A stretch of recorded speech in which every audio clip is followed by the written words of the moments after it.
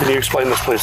This alleged police impersonator has cops questioning themselves. He doesn't work here, but he does. Unfortunately for this supposed imposter, one misstep in his masterful plans would trigger the beginning of his downfall. I'm not sure if this is law enforcement or what. He's gonna kill everybody on the road. Dude, if I was an average citizen, I would think that was right. You're under arrest right now. Why am I under arrest? Around midnight on January 21st, 2024, an unmarked black cruiser with flashing lights allegedly pulled over a civilian vehicle. The driver of the unmarked cruiser then flagged down a Columbus police officer for assistance. Soon after, a third cruiser arrives as backup. Due to the appearance of the scene, officers expected the stop to be a felony apprehension. Unknown to officers at the time, the whole traffic stop is a fraud. Fugitive apprehension and bail? I don't know what that is.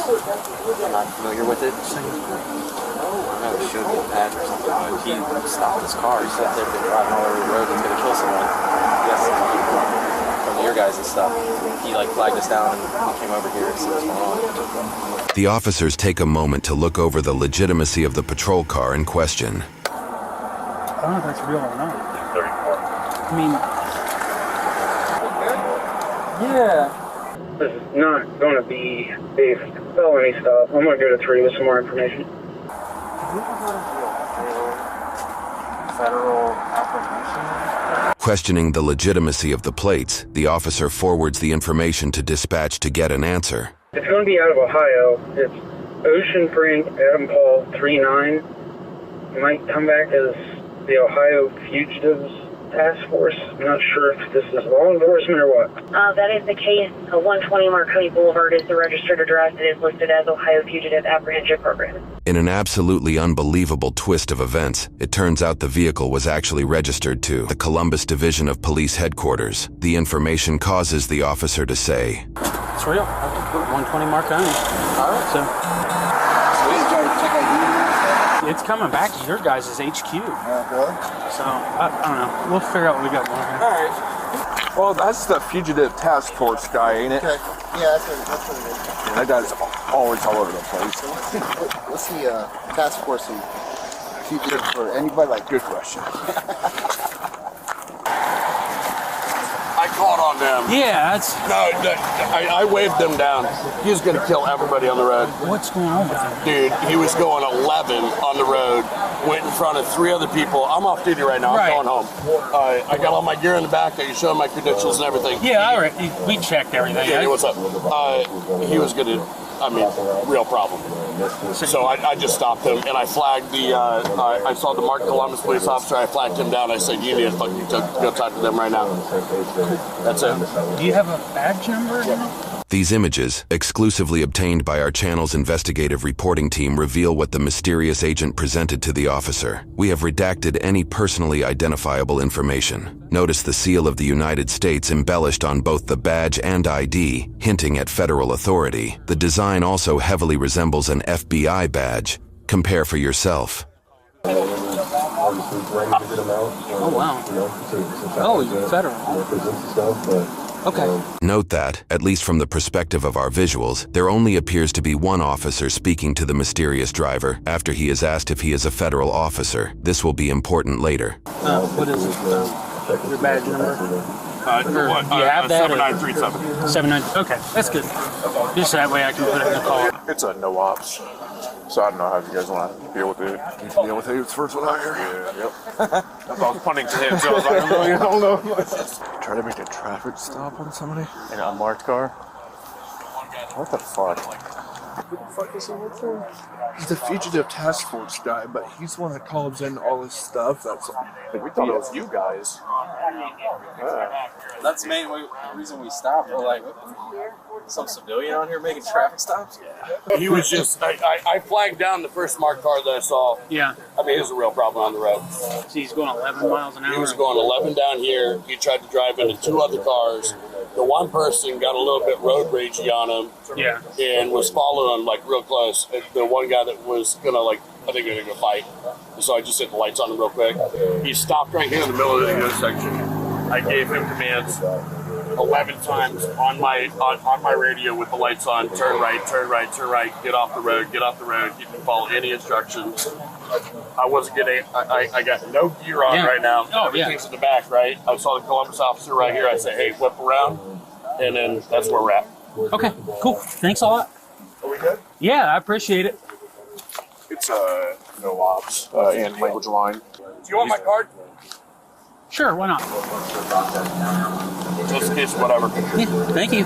The mysterious driver claims to be part of the Ohio Fugitive Apprehension Program, but officers may be confusing him with the legitimate U.S. Marshals Fugitive Task Force, seeing as they've said task force numerous times at this point. Unlike local law enforcement, these task forces specialize in specific cases and operate within particular legal bounds. Charles Sanso, a Marshal Service supervisor for the task force in their area known as the Southern Ohio Fugitive Apprehension Strike Team or Task Force, SOFAST for short, clarifies their procedures. Before a task force can pursue a wanted criminal, a fugitive identification number must be issued and a warrant must be validated. Non-federal task force members have the singular duty of pursuing fugitives and don't have any of the other responsibilities of full-time deputy U.S. Marshals. Typically, fugitive agents avoid interacting with stops like this one due to the questionable legality of the situation, as they can only pursue wanted criminals under those circumstances. A supposed federal officer stopping a non-fugitive for going 11 miles per hour is likely leading to confusion among officers. Appreciate you. Yep, thank you. Have a good night. That's weird, right? Yeah, he's 10-15. He's always calling in BS stuff. That guy right there. You guys have seen him before? Yeah. He's always over here doing I've never stuff? seen him before. He's always calling in stuff about 48s and stuff. He's like people from like about people out of state. They're saying, like, dude, what do you want us to do with it? But he's like legit though. Yeah, he is. Okay. Because that's what we were trying to figure out. We were like, is this guy real? I thought it was either you guys or then I was like, oh, was it security? Then I was like, but yeah, he's no ops and I don't know how we're going to handle it. Yeah, I'll talk to him, see what's going on. Okay, cool. Language line, by the way, too, Spanish. So. I love that. Yeah. At this point, the officers let the mysterious cruiser leave so they can focus on the driver he allegedly pulled over. As you may have heard already, the pulled over individual requires a translator, and he is allegedly no ops or has no operator's license. The officers communicate with him by utilizing a human translator over their radio. They find that the driver is a 20-year-old Hispanic male, traveling with other non-speaking individuals. This could possibly be the reason why he didn't immediately pull over when he was instructed to do so by the mysterious cruiser. Allegedly, the passengers in the vehicle also do not have driver's licenses on them. After communicating with the driver, the officers reconvene about the situation. What are you going to do with it, Russ? Yeah. The officers are likely hesitant to pursue the situation due to the questionable legitimacy of the initial traffic stop. Under the Fourth Amendment, individuals cannot be unreasonably seized without probable cause. If probable cause is lacking, any related searches or seizures violate this right. The potential that an individual may not have been stopped unless someone impersonated an officer is a serious violation of the Constitution and opens up the potential for a lawsuit. The officers are wisely hesitant to take any action against the driver. Why is he making traffic stops on my car? Dude, I thought we were coming out to something good, though. That's like what you I were thought. saying, like, good job. When we walked up here, like, no one's near the car, and I was like, so... Yeah. That dude make a fucking traffic stop. He did. Get out of my car. Yeah, that's why I'm not pushing this at all. But Yeah. So you guys never dealt with him on second? See, he's No. kind of popular. I've seen the car, but they were all lined up here like a felony stop. And I'm like, what in the world? And I was like, this has got to be Franklin County. And then I didn't see any marks. So I was like, Because he has the yellow letters up there like it's Franklin You on County. the front license plate? yeah. And me and Columbus were talking, and like, is this guy real? Like, is he a real? So does he just drive around and do whatever the fuck he wants, or like... Yeah, I guess he reads like plates and he gets like locations of people. I want to check this guy for warrants, and, All right. and we're going to be done with this. According to his police report, the officer confirms that the individual does not have any warrants. The officer then uses a translation app to let the driver know he needs to call a licensed driver to leave the scene. Comprende? Yeah. Cool. The officer did not issue any citations as he was uncertain of the validity of the traffic stop, and so he drove off, leaving the white car behind. This officer couldn't shake the idea that a federal fugitive task force officer would be making low-level traffic stops. Leaving no stone unturned, the officer used the business card the mysterious driver handed him and decided to do a little homework on exactly what the Ohio Fugitive Apprehension Program actually is. What he found likely brought him great concern for the situation. In the report, he details he found the website for the Ohio Fugitive Apprehension Program to be ohiofap.com. We checked the website ourselves to find it is now a parked domain that is not active. However, at the time of this officer's research, he described the website as a single landing page that shows the seal of the Ohio Department of Insurance and a picture of the badge that was presented to the officer. Using Internet Archival Services and context from the police report, we've recreated what the website may have looked like to the officer at the time of his research. We've censored any contact information. At the bottom, it stated that the organization was founded by veterans. It also stated that the organization is actively recruiting licensed agents and sworn officers. Reports by news outlets that came at a later date revealed even more details about the mysterious driver. At the time of publishing this video, he is still listed as an active member of the Ohio Bail Agents Association. This association allows certain entities to apprehend individuals to court only under the specific circumstance that they are out on bond. In other words, he's a bail bond agent, who according to WBNS 10 owns the nonprofit called the Ohio Federal Apprehension Program, and under no authority has any legal right to use flashing lights or a mock police cruiser to pull over random citizens. In fact, if we take a look at the badge the man used to allegedly represent himself with on his person and on his website, you'll find he may have opened himself up to even more legal trouble. This badge lists the word enforcement, which may not seem like a big deal at first. However, under Ohio law, bail bond agents are restricted from referring to themselves as bounty hunters or bail enforcement agents, the key word being enforcement. Under this law, if a bail bond agent is found guilty of doing this 3 times, it is considered a felony. On top of that, the officer discovered that anyone from the general public could purchase this badge from several online retailers. According to an interview conducted by NBC4 Columbus, officials confirmed that this situation was one of many conducted by this man. Westerville Police Department's Detective Lieutenant Justin Alloway had this to say about the man. I know one person that he did stop. He actually placed under arrest because they had a warrant for their arrest. However, it wasn't a felony warrant that he had a contract to be able to actually arrest that person. How they discovered this information may baffle you. For now, let's move back to where we left off. The next night, officers then get together to apprehend the suspect roughly 20 hours after the initial traffic stop was conducted. They park their cruisers down the street and make their way to their targeted house on foot.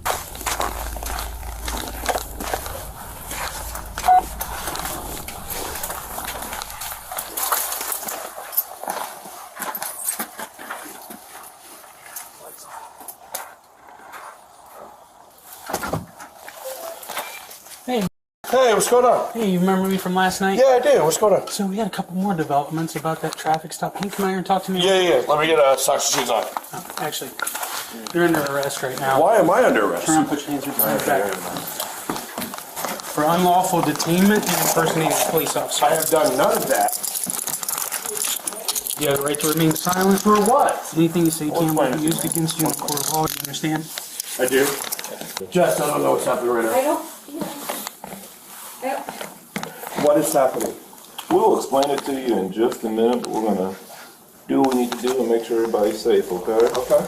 The officers immediately read him his Miranda rights. Although he voices some resistance to the legitimacy of his arrest, he complies to each command the officers give. What is happening?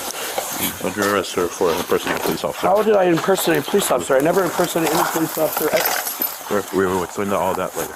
As the man is taken to the real patrol car, another officer stays behind to explain the situation to who they assume is the man's wife. So, I'm Officer Ross of Westerville. Last night, there was a traffic stop made on South Cleveland Avenue. Your husband initiated that traffic stop with red and blue lights and stopped a car and detained an individual. He's not a licensed police officer in the state of Ohio, and that is unlawful detainment and impersonating a police officer. So, okay. And based on the evidence that we have right now, he's not and never has been a police officer. He can't do that. Okay. All of these are misdemeanor charges. He has a license for bail bonds. Bail bonds. Yes. Right. Unfortunately, he made a traffic stop on somebody. Okay, but I know he only did that for the good of, he felt like that was necessary. I understand. However, okay, the significance of this goes a little bit beyond just the criminal law, and there is a constitutional violation of the Fourth Amendment that happened. Somebody's constitutional rights got violated and their liberty was taken from them. Do you have any questions for me? I mean, this is not at this time. I mean, Stands a lot. yeah, it kind of came out of nowhere. So we were just watching the Chiefs and Bills game, like. Yeah. Try to be as respectful as possible. No, and you have been. It just really kind of. Okay. Do you know if he has the original Ohio license plate for that? Because the plate that's on there is like a plate that someone made somewhere. I'm sorry. I don't know. Well, that's fine. But just in case we need to come back in, we Yeah, no, I mean, you can. I just, I don't know. Okay. All right. Yeah, we'll talk to him. As you just heard, the current plates that were on the vehicle were plates that were likely bought from a third-party website. He has a legal license plate under the same tag number, but he swapped out the plates for the more official-looking color. Soon enough, the officers head back out to the real cruiser where the man is apprehended. Thank you for your cooperation. Can you explain this, please? Go ahead and take a seat. We'll explain it.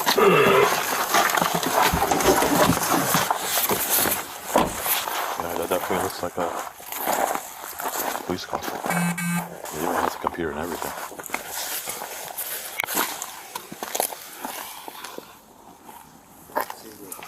Dude, he's a bed in there too. Yeah, he's sleeping there. Dude, he has. Dude, if I was an average citizen, I would think that was the cop. Right. We ran the number of license next to the back of the thing, like a burner phone or something. Well, it's just like a third party, like, voicemail box, basically. You can get one. Those shirts in there, though, look pretty. It says to a fugitive agent. I don't know how you get those shirts, though. Your bail bond, and you can't have a. I don't know how he's got Marconi as his address. Yeah. I don't either. That's. Yeah, when you go to any DMV, or you present a badge and credit, they really have people really paying attention. So you said what? He said you have more stuff than he do? Yeah, like gear and stuff. Oh, really? That's weird. It's a medical bag. He's got the same like duty bag I have, but he's got that little drink bottle thing on the side. I'm like, how did I get one of that? It's kind of nice. I don't want to say he's more dedicated, but I mean, he has more gear. But He does. Just no authority. If he wants it so bad, just go to the class. Huh? After 22 weeks. So. Yeah. Yeah, with all the stuff that he has. Yeah, I got that. What the officer mentions here might be alluding to the man's troubling past. According to court records, the man once faced charges for petty theft, operating without a license, tag violations, driving while on a suspended license, and reckless driving. The reckless driving charge came to be after it was amended from an operating while intoxicated charge. Of those charges, he was found guilty. He also faced charges in the past for improperly transporting a firearm, had a different impaired driving charge, and had one charge of disorderly conduct, but those were dismissed. We have an academy.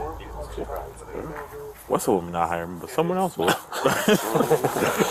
They read his Miranda rights again to be sure he understands them. Afterwards, they continue explaining the situation to the apprehended individual. Those plates are fictitious. They're not the original Ohio plates that came on it. Correct.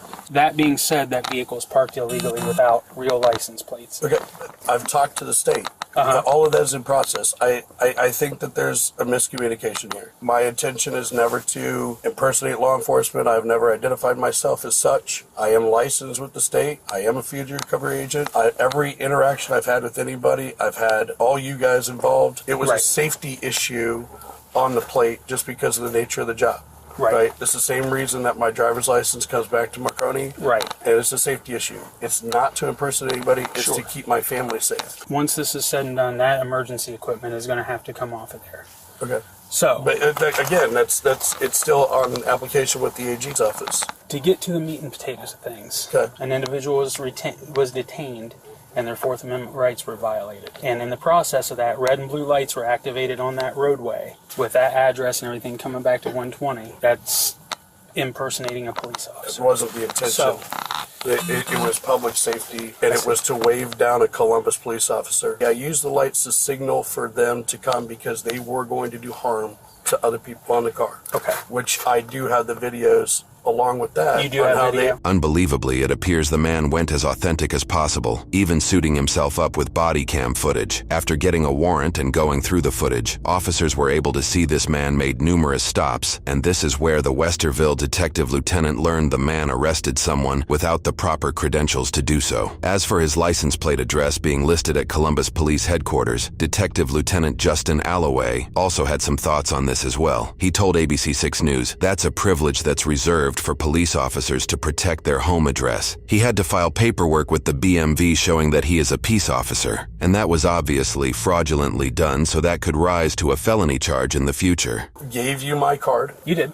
Everything I thought was above board. If there's an education here, if I crossed, I don't think that this needs to be an arrestable situation. We can figure out a way that I can say, okay, did I misstep? I absolutely believe that you meant well. But based on our conversation last night, you told me that you activated your overhead lights, stopped the car, gave him 11 commands over the PA, pull to the right. You initiated I asked him to get off the roadway while the Columbus officer was coming. And the Columbus officer said you had him stopped. The Columbus He wouldn't move. He was just stopped dead in the road.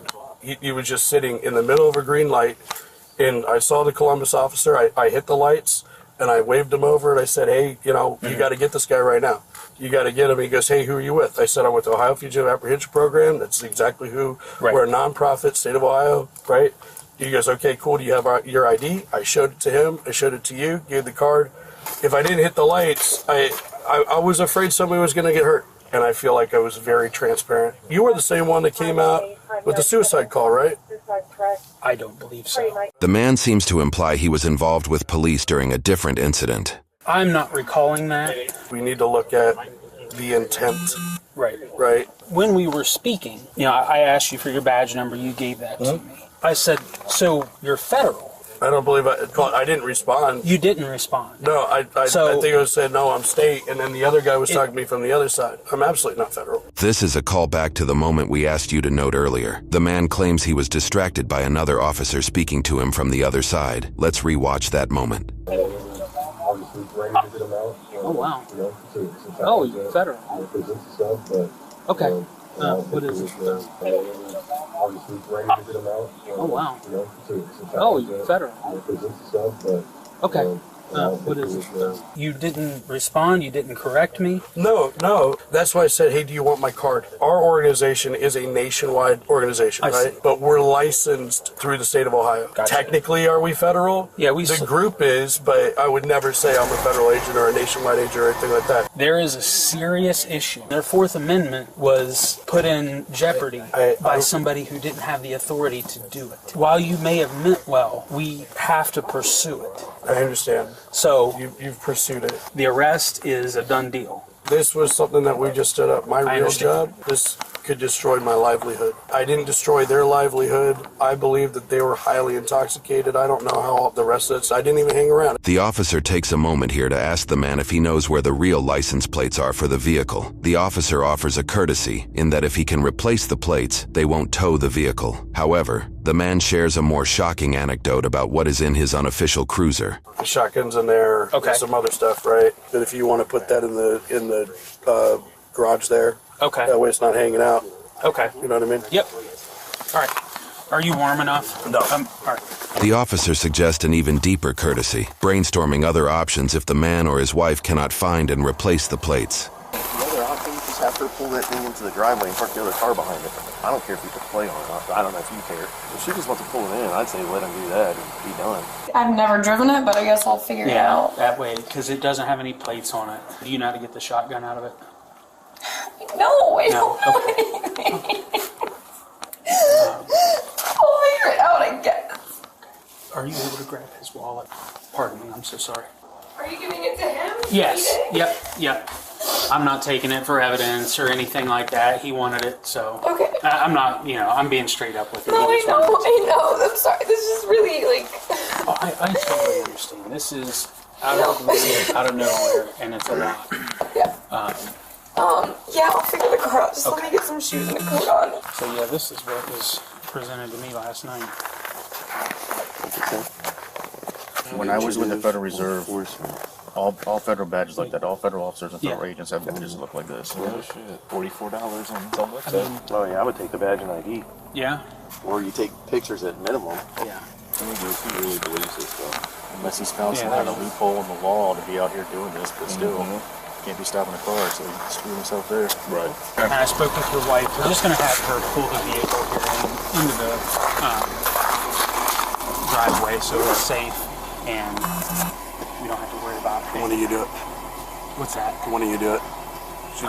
She's not gonna rent this stuff. No. Just you know how to drive the car. Just put it up wherever you want to put it. Our policy dictates that we can't move it unless it's a public hazard, right? Or we can watch her that way she doesn't get anything anywhere or anything. The officers tell the man he will likely be able to go on bail tonight as he'll only be facing misdemeanors. They give him a moment to tell his wife this before she moves the unofficial patrol vehicle. We're home tonight? Hey, I love you. I'll call you. Just do something with the No, it's not loaded. Just put it up there. No, it's not loaded. Don't worry about it. I'll handle it. We got cameras all over the house. Why is it not turning off when I take the key out? I haven't driven a car with Second down and 8. Cristiano zone 27. Got the snap and hands off Kirk over the right tackle. Oh. That's different. Yeah, well, yeah, for me too.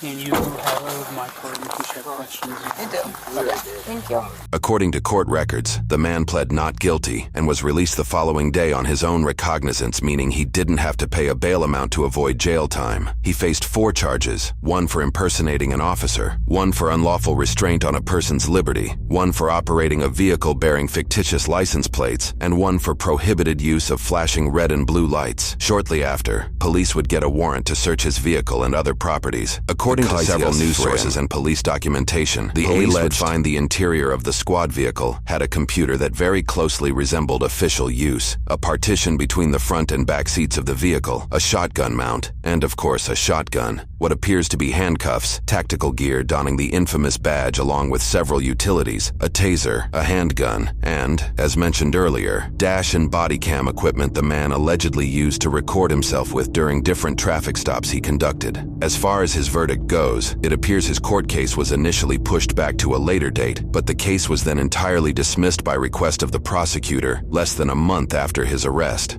With that being said, for this case, this individual was not found guilty on any of the charges he faced, served no jail time, and got his court fees dismissed. The individual in this case is presumed innocent. We have posted the video to inform the public and allow you to form your own opinion. As of the time of publication, it is not clear if the prosecutor may file new charges at a later date, or if the matter may be taken up as a federal prosecution. It is unclear if the man still has access to the equipment or the vehicle involved in this case. We're good. All right. Good work, everybody. Good work, everyone. You gonna enjoy this? It's not even cold compared to last night. Oh, last night was terrible.